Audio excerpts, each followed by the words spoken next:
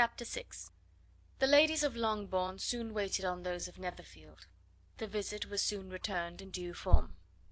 Miss Bennet's pleasing manners grew on the good will of Mrs. Hurst and Miss Bingley, and though the mother was found to be intolerable, and the younger sisters not worth speaking to, a wish of being better acquainted with them was expressed towards the two eldest. By Jane this attention was received with the greatest pleasure, but Elizabeth still saw superciliousness in their treatment of everybody, hardly excepting even her sister, and could not like them, though their kindness to Jane, such as it was, had a value as arising in all probability from the influence of their brother's admiration. It was generally evident, whenever they met, that he did admire her, and to her it was equally evident that Jane was yielding to the preference which she had begun to entertain for him from the first, and was in a way to be very much in love; but she considered with pleasure that it was not likely to be discovered by the world in general, since Jane united, with great strength of feeling, a composure of temper and a uniform cheerfulness of manner, which would guard her from the suspicions of the impertinent. She mentioned this to her friend Miss Lucas. "It may perhaps be pleasant," replied Charlotte, "to be able to impose on the public in such a case, but it is sometimes a disadvantage to be so very guarded. If a woman conceals her affection with the same skill from the object of it, she may lose the opportunity of fixing him, and it will then be but poor consolation to believe the world equally in the dark. There is so much of gratitude or vanity in almost every attachment, that it is not safe to leave any to itself. We can all begin freely, a slight preference is natural enough, but there are very few of us who have heart enough to be really in love without encouragement. In 9 cases out of 10, a woman had better show more affection than she feels. Bingley likes your sister undoubtedly, but he may never do more than like her, if she does not help him on." "But she does help him on, as much as her nature will allow. If I can perceive her regard for him, he must be a simpleton indeed not to discover it too. Remember, Eliza, that he does not know Jane's disposition as you do. But if a woman is partial to a man, and does not endeavour to conceal it, he must find it out." "Perhaps he must, if he sees enough of her; but though Bingley and Jane meet tolerably often, it is never for many hours together, and as they always see each other in large mixed parties, it is impossible that every moment should be employed in conversing together. Jane should therefore make the most of every half hour in which she can command his attention. When she is secure of him, there will be more leisure for falling in love as much as she chooses." "Your plan is a good one," replied Elizabeth, "where nothing is in question but the desire of being well married, and if I were determined to get a rich husband, or any husband, I dare say I should adopt it. But these are not Jane's feelings. She is not acting by design. As yet she cannot even be certain of the degree of her own regard, nor of its reasonableness. She has known him only a fortnight. She danced 4 dances with him at Meryton. She saw him one morning at his own house, and has since dined with him in company 4 times. This is not quite enough to make her understand his character." "Not as you represent it. Had she merely dined with him, she might only have discovered whether he had a good appetite; but you must remember that 4 evenings have also been spent together, and 4 evenings may do a great deal." "Yes, these 4 evenings have enabled them to ascertain that they both like Vendome better than commerce, but with respect to any other leading characteristic, I do not imagine that much has been unfolded." "Well," said Charlotte, "I wish Jane success with all my heart, and if she were married to him to morrow, I should think she had as good a chance of happiness as if she were to be studying his character for a 12-month. Happiness in marriage is entirely a matter of chance. If the dispositions of the parties are ever so well known to each other, or ever so similar beforehand, it does not advance their felicity in the least. They always continue to grow sufficiently unlike afterwards to have their share of vexation, and it is better to know as little as possible of the defects of the person with whom you are to pass your life." "You make me laugh, Charlotte, but it is not sound. You know it is not sound, and that you would never act in this way yourself." Occupied in observing Mr. Bingley's attentions to her sister, Elizabeth was far from suspecting that she was herself becoming an object of some interest in the eyes of his friend. Mr. Darcy had at first scarcely allowed her to be pretty. He had looked at her without admiration at the ball, and when they next met he looked at her only to criticise. But no sooner had he made it clear to himself and his friends that she hardly had a good feature in her face, than he began to find it was rendered uncommonly intelligent by the beautiful expression of her dark eyes. To this discovery succeeded some others equally mortifying. Though he had detected with a critical eye more than one failure of perfect symmetry in her form, he was forced to acknowledge her figure to be light and pleasing, and in spite of his asserting that her manners were not those of the fashionable world, he was caught by their easy playfulness. Of this she was perfectly unaware. To her he was only the man who made himself agreeable nowhere, and who had not thought her handsome enough to dance with. He began to wish to know more of her, and as a step towards conversing with her himself, attended to her conversation with others. His doing so drew her notice.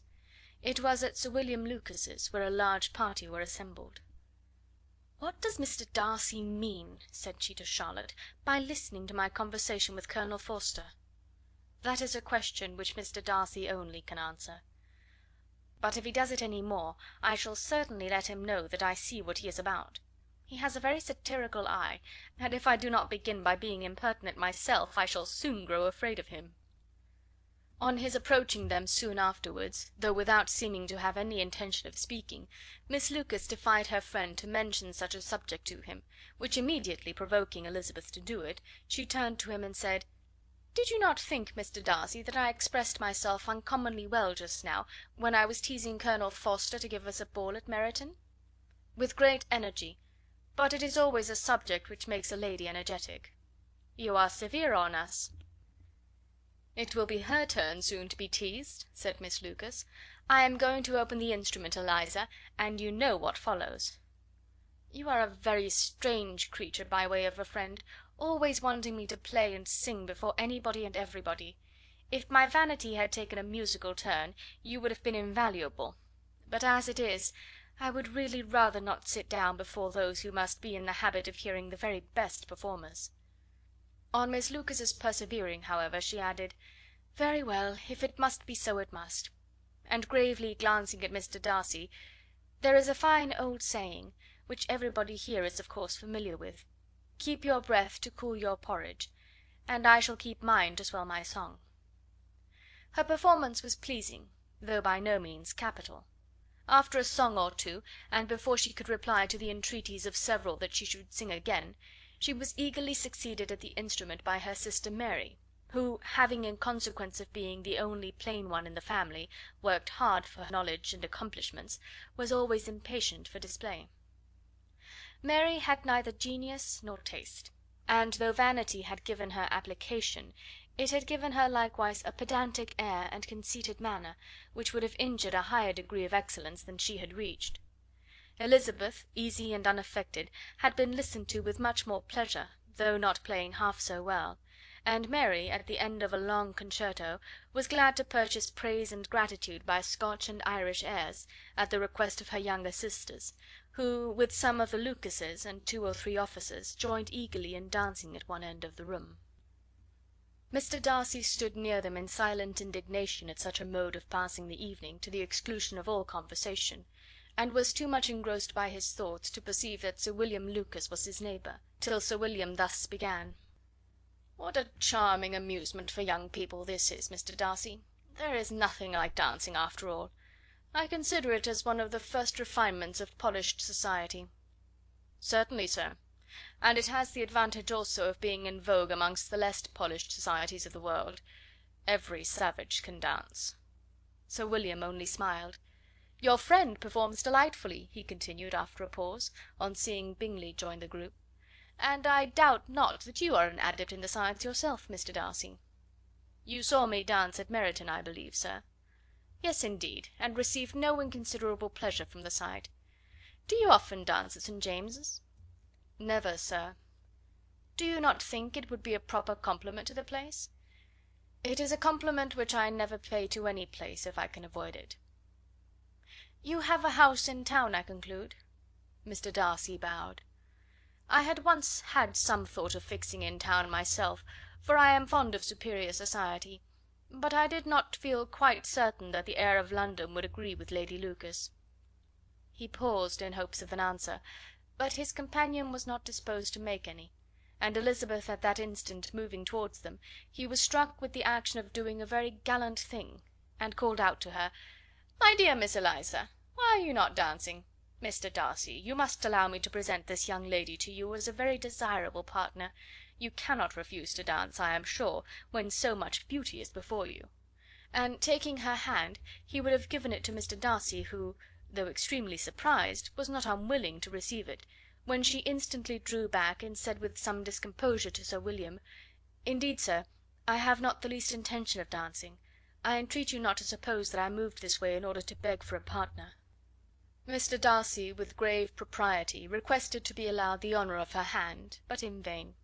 Elizabeth was determined, nor did Sir William at all shake her purpose by his attempt at persuasion. "You excel so much in the dance, Miss Eliza, that it is cruel to deny me the happiness of seeing you; and though this gentleman dislikes the amusement in general, he can have no objection, I am sure, to oblige us for one half hour." "Mr. Darcy is all politeness," said Elizabeth, smiling. "He is indeed, but considering the inducement, my dear Miss Eliza, we cannot wonder at his complaisance, for who would object to such a partner?" Elizabeth looked archly, and turned away. Her resistance had not injured her with the gentleman, and he was thinking of her with some complacency, when thus accosted by Miss Bingley. "I can guess the subject of your reverie." "I should imagine not." "You are considering how insupportable it would be to pass many evenings in this matter, in such society; and indeed I am quite sure of your opinion. I was never more annoyed. The insipidity, and yet the noise, the nothingness, and yet the self-importance of all these people! What would I give to hear your strictures on them? Your conjecture is totally wrong, I assure you. My mind was more agreeably engaged. I have been meditating on the very great pleasure which a pair of fine eyes in the face of a pretty woman can bestow." Miss Bingley immediately fixed her eyes on his face, and desired he would tell her what lady had the credit of inspiring such reflections. Mr. Darcy replied with great intrepidity, "Miss Elizabeth Bennet." "Miss Elizabeth Bennet!" repeated Miss Bingley. "I am all astonishment. How long has she been such a favourite? And pray, when am I to wish you joy?"